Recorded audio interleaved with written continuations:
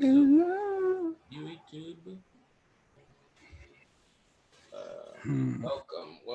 Welcome. Brother Ken, good to see you, man. Yeah, my other monitor is giving me problems. That's why I'm late. Oh, okay. Brother Ken, good to see you, man. I'll shoot it. Don't worry about it. All right. Other monitor. All right. Sorry about that. We got Where's my? Okay, here we go. Okay, so this purple business. Why do you have that? Oh, is that because of the monitor? Why? What? The color? Yeah. No, that's me. Okay. I can change the color. Okay.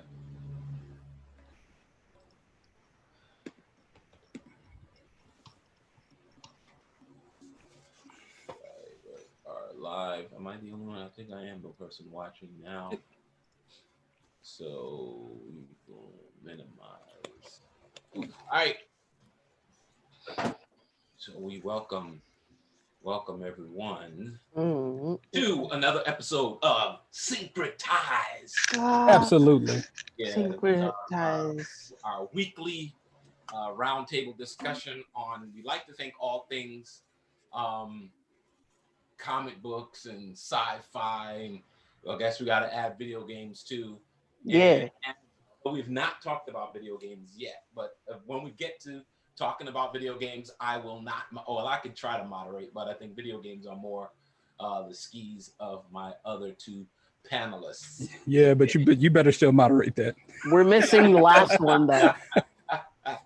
All right, so We're missing today, one more again. we are missing one more again, and I'm just gonna go with Eric doesn't look at his phone on a regular basis because you have enough time, and he's not made this. I'm not gonna kill him and say he made it a priority, but it's not a part of his schedule. Something he likes to do.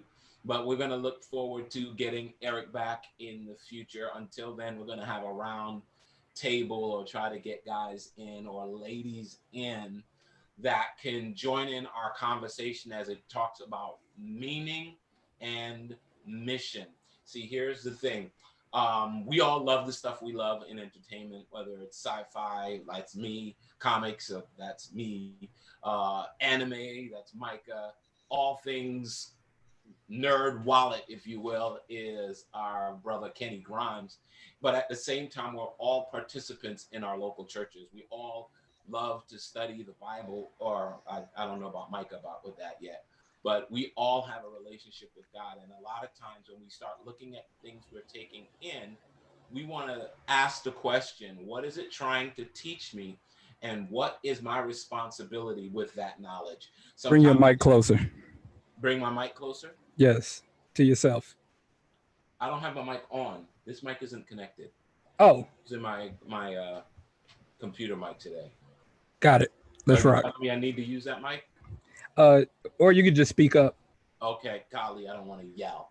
But okay, so I'll lean in. I'm gonna lean in to you right here. So we're gonna talk to you like this here. But anyway, Yeah. thank you, brother Ken, for that. But the point is, there is meaning in everything that we participate in, and one of the things we want to be able to do is find what is the meaning in what we're looking at, what we're taking in, and does that impede, help, or completely obliterate whatever the mission is for your life? What is your purpose? And are you doing those things or taking in those things that help you to get there? And all of that has to do with we're doing it from the lens of sci-fi, comic books, and anime. So normally I come with an idea that I want to ask a question of my panel, and we can chop it up for the next 30 to 40 minutes. But today, our idea comes from my brother Kenny, and it states he was asking us about influence. So I'm going to jump over here real fast. And influence, movies, genre, comics. What redeeming qualities do they have, and how is it influenced our Christian walk? What? So we're talking specifically about sci-fi, comic books, all of that. Is that right, Kenny? Yes. So the question is, what redeeming qualities? And I think the first question I would say is, are there redeeming qualities? If you're a church goer and spent time at church, and any time somebody has told you that stuff is of the devil. So Are there redeeming qualities? And then we can go down the rabbit hole from where that would take us. Okay. All right. Oh, and if you are watching this, whenever you're watching this, just do me a favor, hit that subscribe and that like so you know when these things are coming back up. We're gonna try to do this every Sunday. Be regular with it. So, brother Kenny, go. So, I'm going to I'm gonna take it back. See, I have the kind of mother that makes you watch the original before you watch the remake. Okay. And I think her point for doing that was to help us understand that whatever we're experiencing now, it has already been here. This is already here. So anything I'm experiencing now comes on the shoulders of something else. Mhm. And you're absolutely right. In her time, these things were seen as satanic. I can remember the days of preachers coming in from out of town with the record player and playing the record backwards, talking about incantations and all this stuff. Certain movies shouldn't have in your house. I think we talked about this years ago, Pastor Brooks, the picture that Claire Huxtable purchased in the Cosby Show, Wow. the procession, the Yes. people in the black and white robes. Uh-huh. My mother had one of those in the house, and I'm not gonna say any names, but there was a preacher who came to town and was talking about, you gotta get this stuff out your house, whatnot. And the next thing you know, the church is packed with people bringing stuff into the church. We don't know where that stuff went, who took it where, but it was all seen as horrible. And I started to think like, but without some of these things that influence us, uh, we are not the people that we are today. One movie in particular, Needful Things. Oh my gosh. Isn't that a horror movie? You know what? That's the thing. I don't know. It probably classifies as a horror movie, That's a but Stephen King movie. right. But um, the thing about it was you could almost trace, if you will, Uh-huh. when an evil spirit comes in and starts to tear everything up. It's like whatever that thing it is that you have, that needful thing, if you Mm-hmm. will, that thing that Satan can use to take you and cause you to be uh let's just say a nuisance or whatever, or a threat or harmful to your brothers and sisters. You now have to take that thing and give it over to the Lord, because as long as you're holding on to that, anybody anywhere, which honestly made me think of that one scene in the Matrix when Morpheus is trying to get Neo to understand that if you're not one of us, you are one of them. Uh-huh. Talking about the agents. And in a way, to be honest, that has sort of influenced my Christian walk, because if I am not who Christ says I am, then it's highly likely that in any given moment I could turn into something totally different that is no good for my family, for my church family, for the community. And Okay. regardless of what people think about me, Uh-huh. my response is, you don't want to know me any other way than the way I am now, because I I have a place in Christ now. Mm. Without him, there's no telling what I would be. But And then so that didn't come from scripture. but my question then is based on what you initially posted out to us, and I'm going to ask you to try to keep your answers short so we can keep going. Um, are there, like right now, I'll ask the question of this, Micah and Kenny, most influential movie, TV show, comic book, even anime right now, if I was to ask you what was the most influential thing that you viewed outside of actually watching a Bible story or reading your Bible, what's the most influential thing that you can think of Micah, you're still being formed. So right now, there's a bunch of things that has influence over you. Kenny, you're much old, or you're a good bit older than he is. So, but there are He some called things you that old. have influenced you. I could tell you easily what has influenced me. The first thing that influenced me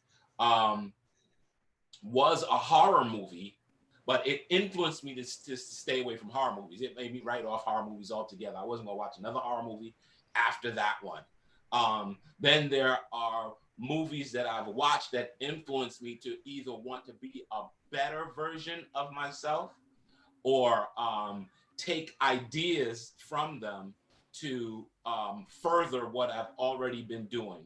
So I'm giving you a little time while I'm talking for you to think about movies, TV shows, things that you've watched that influenced you, and how did they influence you? Okay, I think of two things immediately. One, and they're both shows, just Okay. TV shows. One, Psych. That show, I can see that. helped me realize that I enjoy making people laugh. And like, Okay, stop right there. oh, You say watching Psych made you understand that you enjoyed making people laugh. mm-hmm. Okay, how? All right.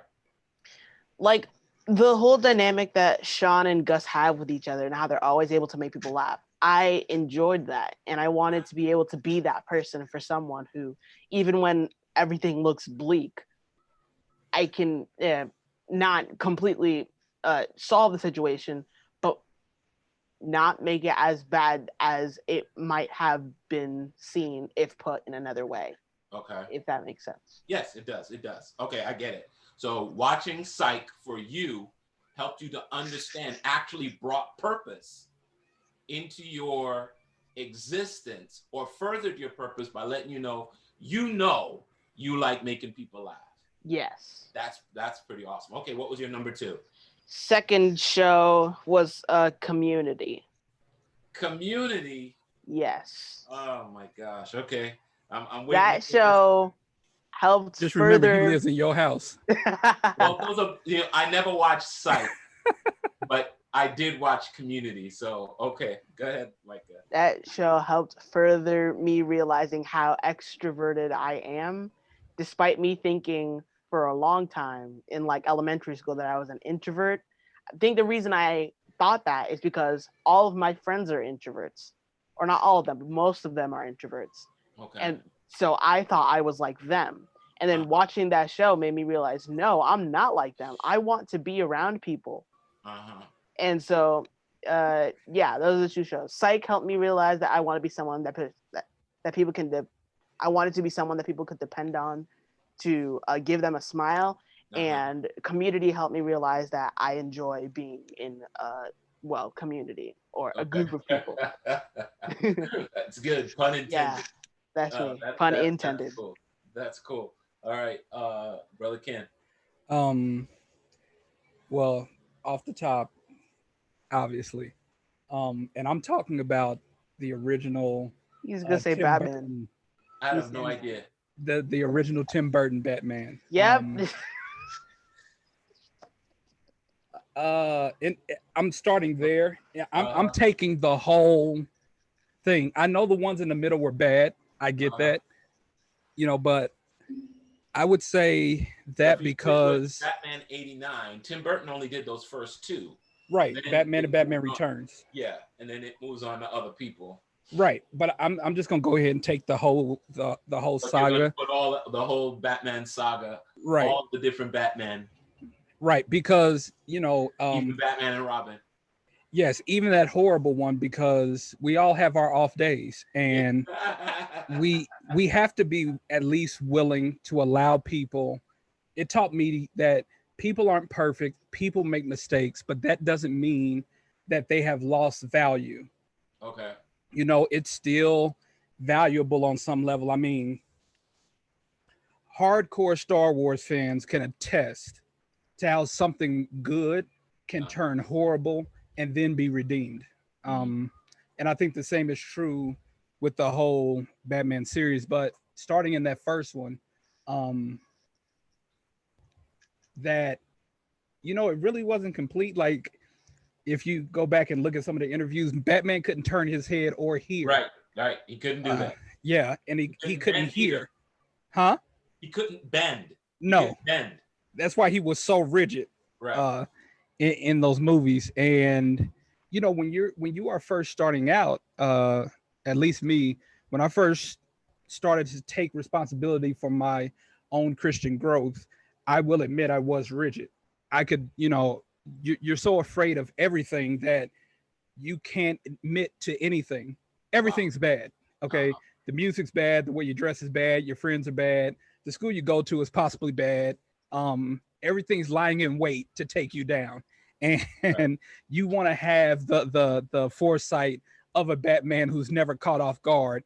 But in doing so, as we move from Batman Returns to the middle ones that were, you start to see that you're not really preparing yourself to be a Christian. You're a caricature of a Christian. Okay. At this point, All right, so help me understand something, because you're going through Batman, all of them, but I help me to drive it all down to which one of those in the Batman saga of the late 80s to mid 90s that made the difference. Like, which one of these influenced you the most? I'm gonna go with Michael Keaton, the Batman Returns, not the first Batman, but I'm gonna go Batman Returns. Okay. To me, he seemed to be more comfortable in the role in the second one than he was in the first one. And for me, it's basically like I said, you want to be prepared, and you don't want to be so rigid. And the second thing quickly would be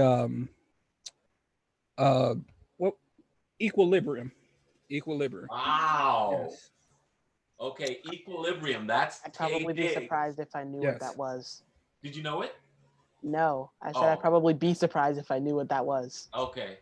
Equilibrium is an interesting show. It's similar to, you haven't had to read Fahrenheit 451 yet, have you? No. Okay. Fahrenheit 451, Courtney introduced me to. Equilibrium, your dad introduced me to. I did that? Yes. Well, Equilibrium is similar to Fahrenheit 451. Absolutely. So we're not talking about Batman anymore. No, this is the other movie that influenced him. Oh, but he does become Batman, so that's interesting. That's Christian Bale. Diggs and Christian Bale are in that movie together. Yeah. And Christian Bale goes on to become Batman. Rest in peace. Christian Bale? No, the Joker from Christian Bale's Batman. Oh, gotcha. Was it Christian Bale? No, that's not. Heath Ledger. Heath Ledger. Yeah, but Christian Bale was that Batman. But yes, he was that Batman. Rest in peace. The thing that I took from that, and it still goes along with the first point. I could be wrong about this, but Christian Bale, I think through his child, and other circumstances, understood that the world that he was living in, the one that he was quote unquote called to uphold, not only was it not sustainable, but you're not being true to yourself. And I think they literally had to take something to help keep them in like a docile state or whatever. Emotionless. Is that what it was? They had no emotions. Yes, they were supposed to take that whatever it was, like a vitamin of some sort, so that they would not be impacted by creativity. Yes. About doing their jobs. I when I think about that, and what is it, rectoring the music, there is a lot of creativity in the church. It may not even be my brand of creativity, but my calling is to nurture that creativity as you would a plant, and make sure that it, I don't want to say come up the right way, but that it blossoms and adds its beauty to the mosaic that is the church. And when we start nitpicking gifts and telling this person, because you have the gift of poetry and because you have the gift of a particular instrument, that your gift is not viable in this in this place, that we are doing a disservice to not just the church but the community. Because now, like Equilibrium, we're saying, hey, I'm so numb that I cannot be impacted by your creativity. I got to shut it down. I'm the cleric that's going to come and burn all this to the ground and make sure that you fall in line with everybody else. And that's not creativity. Okay. So for your two movies that you're referring to are Equilibrium and Batman. I think the second Batman came out in 91. Yes. Yeah, that's the Batman Returns, and that's the one with the Penguin and Catwoman. Even listening to you talk about that one, as you refer to Batman growing into his role, Batman also has to make a decision as to who he's going to align himself with. And I think there is another aspect to the creativity or Christianity that we all have to take into account. Who are the people that we would align ourselves with so to make us better versions of ourselves? I've talked about my favorite movie actually is The Matrix, and that probably is one that I lean on many times when I think about how what movies have influenced me. But then there's another movie that I go, oh, this is a super old joint that influenced me when I was little, and I every now and again when a certain song plays, I always remember that movie, and it actually helped me to stay out of trouble. And it was a movie called Coolie High. Woo! Coolie My mother made me watch that. Okay. My mother made us watch that. Okay. Coolie High, Micah, is a movie about not even middle, they're all high school students. All of them are friends, and there's 4 of them. Their plan is to all be friends, is to graduate together and go off to their varying whatever world is going to have for them. But what we get to see in their lives are that because of the decisions that they made within the movie, at the very end, they find out not all of them make it. Yikes. And because they did not hold up their relationships together. Mm-hmm. So some of them had to do high school? Yes, the high school movie.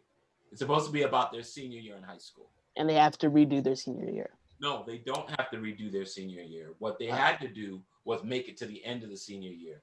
But the movie is in the early 70s. So everything about the movie is about these guys trying to get to parties and get girls and get to drinking. But there's also a gang problem. And there's also a drug problem. And the issue is whether or not they're going to make the right decisions for each other. And ultimately, they don't. And because they don't, one of them gets caught out there and ultimately dies. Yikes. Because of his friend who did not come through for him. And at the very end of the movie, they play the song, "It's So Hard to Say Goodbye to Yesterday." And that there will mess your whole world up. It will. When you're not ready. It will. But can I say something? Because that the moment you brought that movie up, my mind went straight to that scene. Mm-hmm. And I mean no disrespect at all to to Micah, his generation, but I feel like that movie would not resonate now. It probably wouldn't. It would be a different movie. It would be a whole lot. It would, yeah. I think it probably set them as freshmen. No, but I'm saying for it to be what it was, like when my mother sat her sons down to watch that movie, we understood like that's our reality. Whereas, in this, I'm sorry? But Kenny, hold on. I don't know that it would be that different for this generation. You just have to Okay. think about, because what I think the main themes of the movie don't change. So regardless of era, the main theme of the movie was friendship and honoring your word, right? If I'm gonna have your back, I gotta have your back all the way. True. And I can't allow the circumstances around me to change my responsibility to you as my friend. So if we fast forward to Micah's generation, our Gen Z person who's on our panel, they still have the same desires. Micah, one of your chief issues going into high school is what? Uh, Maintaining relationships. Yes, but you had a fear. Is it okay for you to talk about what that fear was? Yeah. Okay. What was the fear that you had? I think it was a fear of change. Right. Oh, okay. I don't need to go to prison for that. All right, go ahead. No, but the prop the I'm coming to the school. Micah's generation, his issue was the loss of the people that he's gone to his school for all of his life, and he's had friends that he's known most of his life being Right. at school. And the thought process is, but once I go to high school, things different because everybody's going to change. You change physically, you change emotionally, some people might even change spiritually. And as a result of the high school dynamic, his worry was, will my friends still be my friends at the very end? Or will they even come back for this more pivotal time of his life? So it doesn't, the core issues don't change. Oh no, not at all. But when I texted you that, because I even see it in my young adults, there seems to be the rush to want to overlook the fears and even the change to reach for like whatever makes us comfortable. And Mhm. it's like when you don't, I think there's something to be said about going through that process and allowing it to have its time in order to shape you into the person you want to be or the person you believe yourself to be. This idea that, okay, when you think about that movie, yes, I need to have your back and so forth and so on, right? Mhm. But it feels like nowadays, if if I need my friend doesn't show up, well, just forget that friend and I'm on to the next one. And I don't, it doesn't even matter. It doesn't even register in my life that I'm about to throw somebody away. It's cancel culture. Just toss them in the bin and let's move on to the next one. And it's like, I'm not sure. It's not supposed to be that easy to just throw somebody away. Right. There's supposed to be some pain or something. There's Yeah. supposed to be some hard to say goodbye to yesterday, ain't it? Like, Okay. I get what you're saying. ain't boys the men supposed to be around here somewhere? But the challenge to the point that you're trying to make, or the question that I have as it relates to that, because you're talking about young adults dealing with this willingness to let people go, that's going to be that's what they'll have to learn through. How do you form the friendships that last? And it's also the same things that we see in media, even in the TV shows that are now popular on the CW, or even things that we're watching on Netflix, will always be about a group of friends that start out, whether it's starting out in high school or middle school. Even the animated shows will always be, even if there is one person who's supposed to be the main person, but anything dealing with young people, that's never the case. There's always a group of people that are created to be around them. So, and regardless of era, it's still there because those who make the movies or make the TV shows know what they're trying to do. They want you to know that, to Micah's point, community matters. And being a part of a group, whether that is the family you create or the family you come from, those things, oh, that just reminded me of another thing that influenced me. But those are the things that we look forward to, or those are the things that have the most impact for us as it relates to meaning making or finding meaning in this world, how are we going to build relationships and friendships that build or grow the meaning for us? Does that make sense?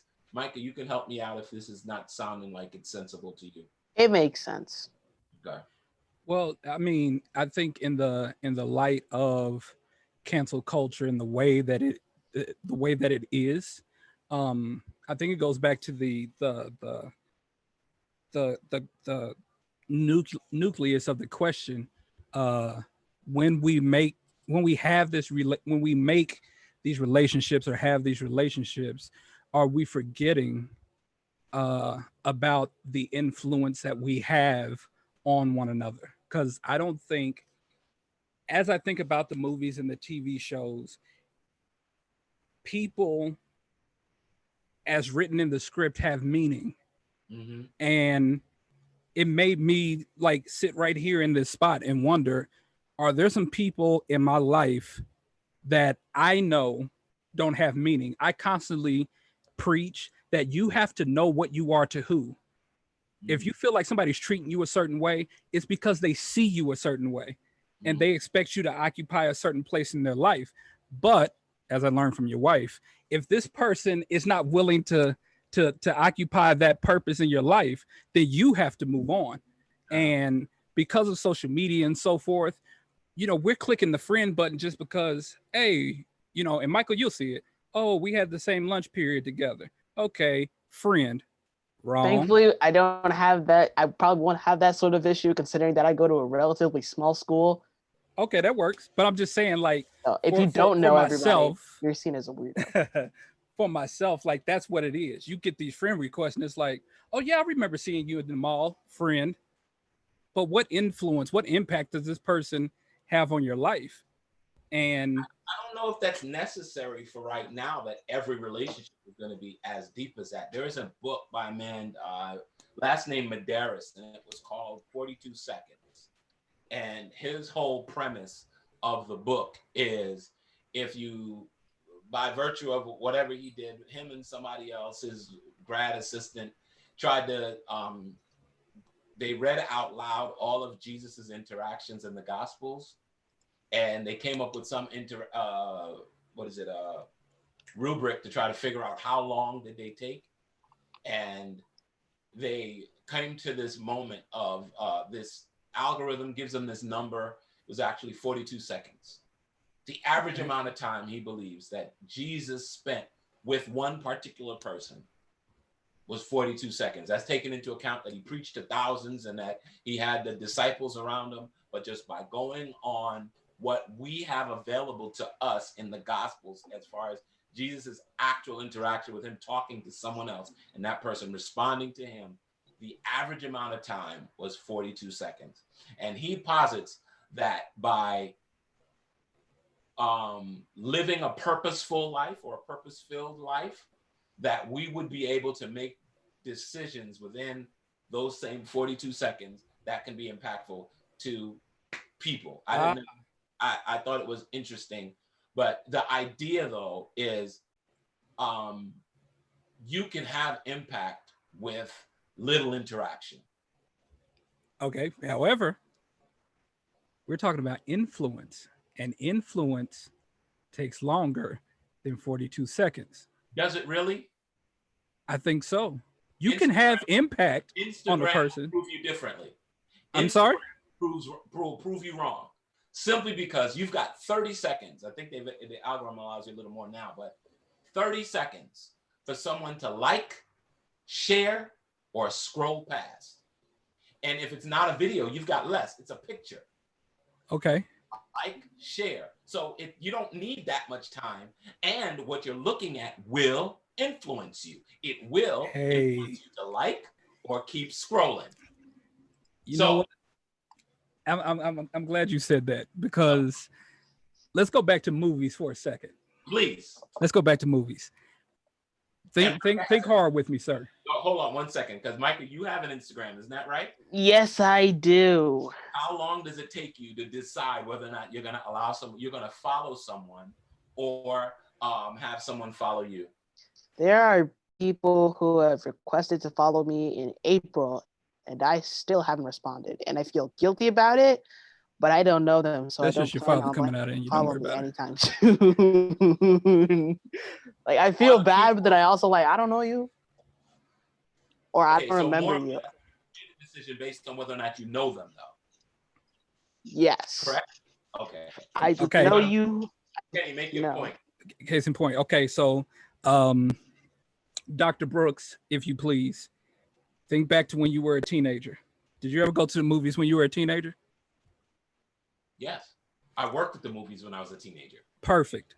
What would you say was the average runtime of any given movie during the time you worked there? Average is about an hour and 40 minutes. How long would you say the average movie is today? Up closer to 2 hours, maybe about an hour and 50. Okay. You were in church as a Christian during that time, I suppose? Yes. How long would you say the average sermon was when you were a teenager?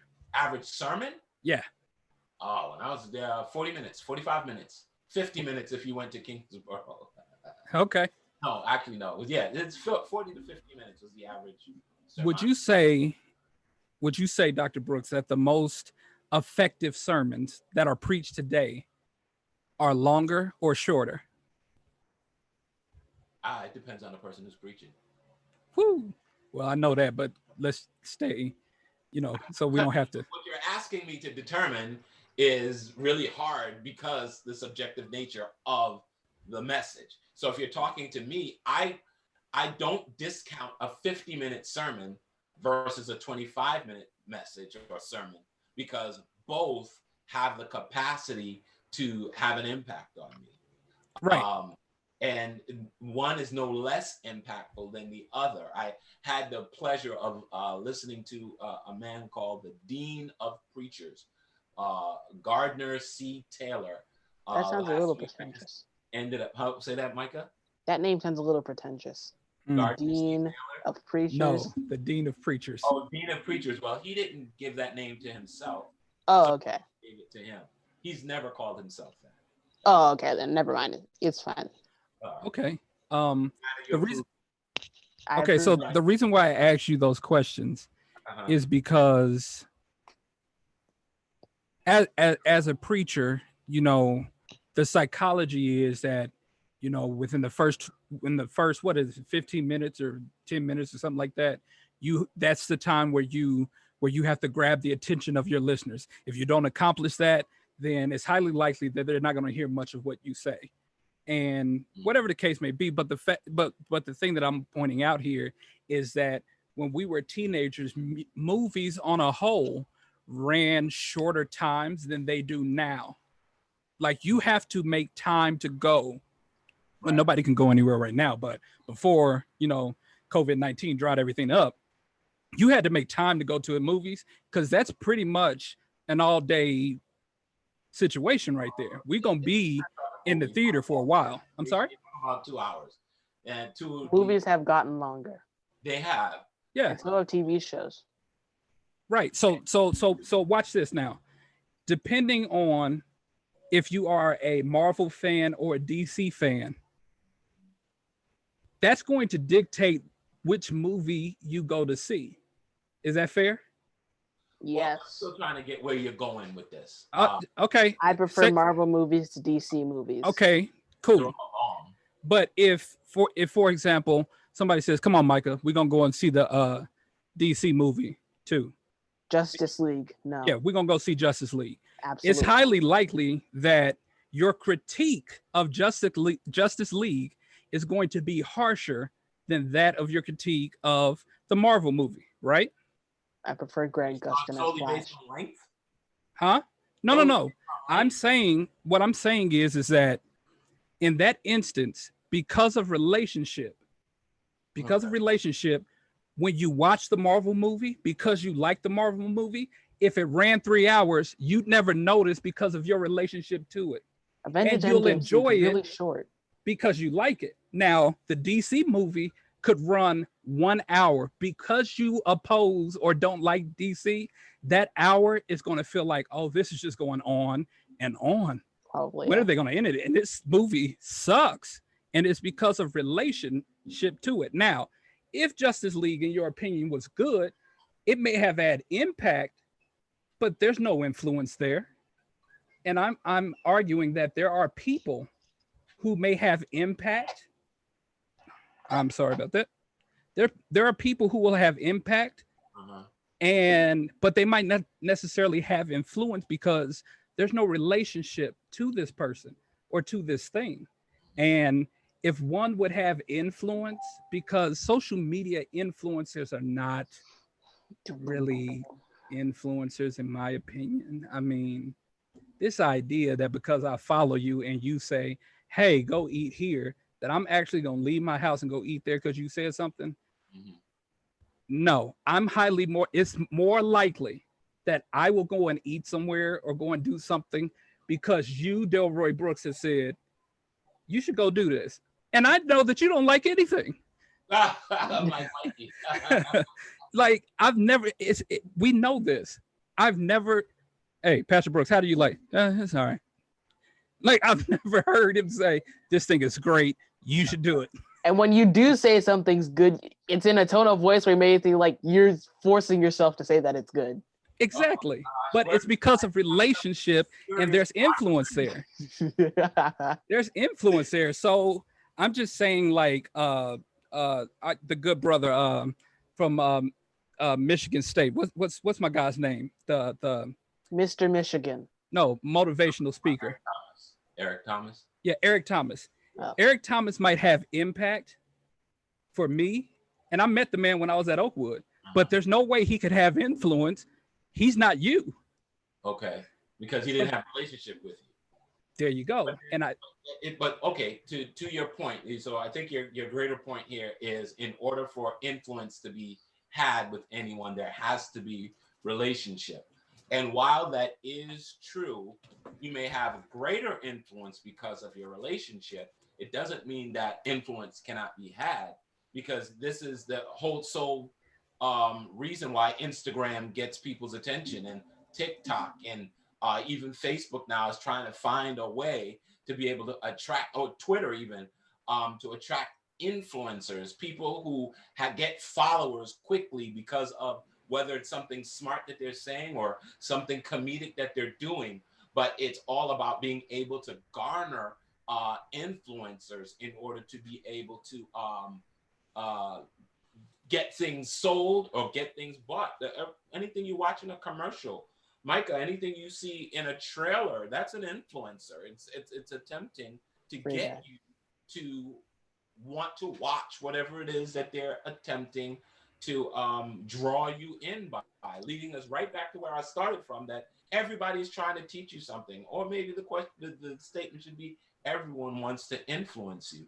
Well, see, I think we're handicapped. You to do.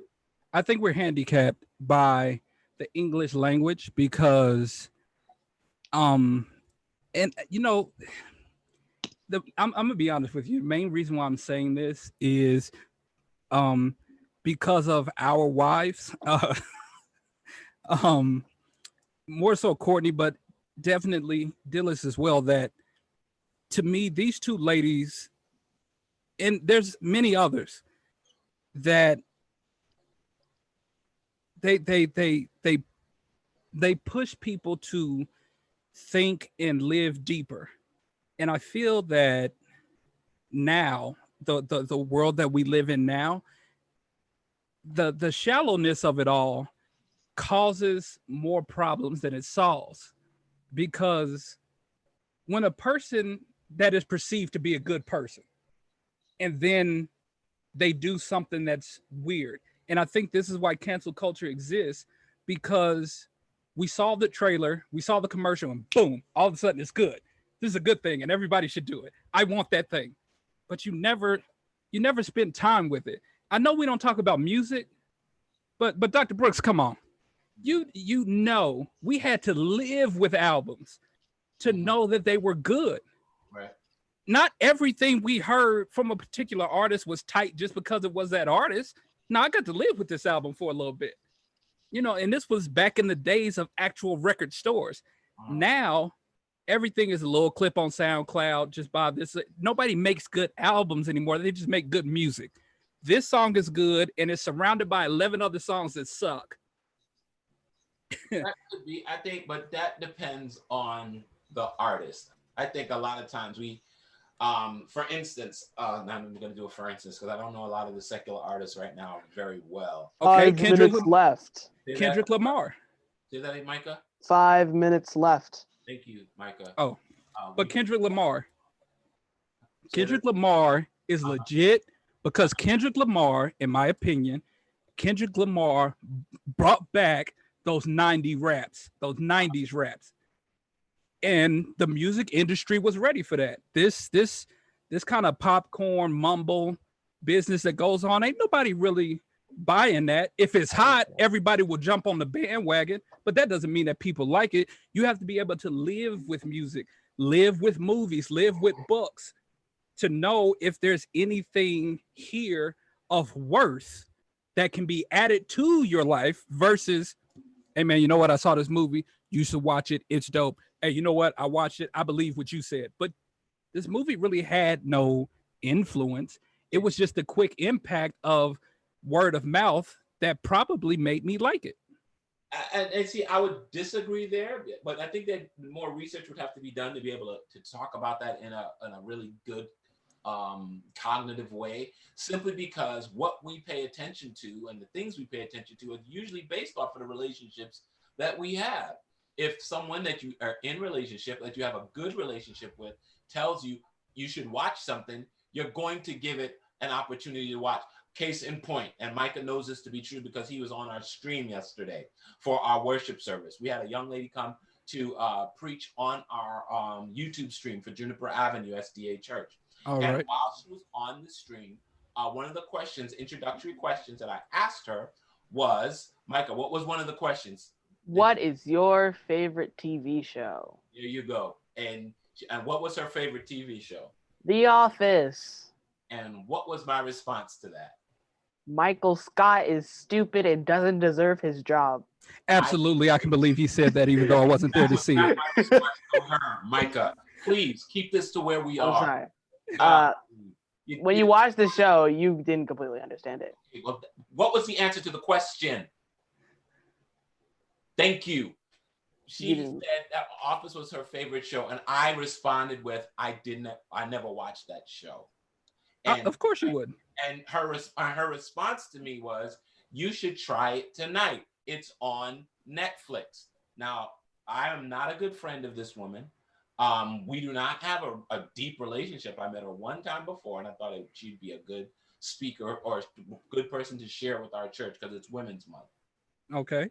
But last night, while we were at home, after we had watched something, we were still on Netflix, I noticed that The Office came up. What do you think I did? Watched The Office. I watched 4 episodes. You watched 4? Shut up. And that's probably more than I will ever watch again. That is absolutely true. In fact, I just want to go ahead and give you a round of applause for even watching 4 episodes. The fact that you got through 1 is amazing. But my point was this, and to you, because we got to end. Okay. My point to you is this, is that relationships do matter, and the relationships that we have with people will ultimately influence them in one way or another. Right. From my point of view, where I come from a missiological standpoint, I said it's building on the relationships that we have will help us to make the most or gain the most meaning out of the lives that we have. If we're not investing in our relationships, then we're not going to be able to get the most out of what. Why are you even holding that up? I'm thinking, please continue. Well, we're going to have to end. So please say what you got to say because we got to get off. Okay. The only thing I would say to what you just said is that I do agree that influence is important. And I believe that influence takes time. Impact can happen in the 42 seconds or whatever. Okay. I will admit that you have had influence on my life. Because of that influence, listen to me. I would never, ever come to you and say, "Hey, brother Brooks, let's watch The Office." That is a no-go because there's Right. nothing there's nothing there that would say this would be good for me and you. It's not. This is not a good look. I might like it. Keep that inside, bury it deep down. Don't bring it up. It's not good for the relationship. The influence, I'm saying that the influence is what brings me there. Like, don't tell him to watch The Office. This isn't good. That's not that. But we got to end it here because we have another stream to another thing to get to. Okay. But thanks for being on, Micah. Thanks for staying on. Today you didn't get your chance to do your hypothetical, so this week your responsibility, Sir Micah, is to think of what your hypothetical sci-fi comic book anime question will be for next week. I If you got are watching, one. This will okay, be up but in the background next now, week. Don't worry about it. please. Oh my gosh, guys, you're killing me. You guys are killing me. So what I need to say as we're closing, that influence does matter. Relationships matter even more. So build relationships that will provide you the opportunity to have the most and the best influence on people around you. If you're watching this from wherever you are, please like and subscribe. We're going to keep this going week after week. If you got a question about as it relates to comic books and Christianity, anime, or even sci-fi and the themes there, we would love for you to send those in. Put them in the chat, rather in the chat or in the comments on YouTube, or reach out to us as well. We would love to keep the conversation going. All right. So again, that's the end for us today. So Micah and Kenny, I'm gonna tell you. Oh, you already got your deuces up. So there we go. Thus endeth our meeting. Thank you for